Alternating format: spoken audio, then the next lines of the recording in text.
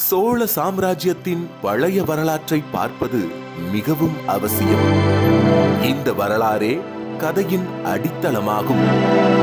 தொல்காப்பிய காலத்திலிருந்தே தமிழகம் பல அரசர்களால் ஆட்சி செய்யப்பட்டு வந்தது. சேரர்கள், சோழர்கள், பாண்டியர்கள், பல்லவர்கள் என்று பல்வேறு காலகட்டங்களில் தமிழ்நாட்டை ஆட்சி செய்து வந்த ஆட்சியாளர்களுக்கிடையே பல யுத்தங்களும் சமாதானங்களும் நிகழ்ந்து கொண்டே இருந்தன. அந்த காலத்தில் பல்லவ மன்னன் கம்பவர்மனின் ஆட்சியில் இருந்த சில பகுதிகளை மீட்டெடுத்து சோழ சாம்ராஜ்யத்தின் புதிய ஒளி பரப்பியவர்தான் விஜயாலய சோழன். தஞ்சாவூரை கைப்பற்றி தன் தலைநகரமாக நிறுவிய விஜயாலயர் சோழ சாம்ராஜ்யத்தின் புதிய அத்தியாயத்தை துவக்கினார்.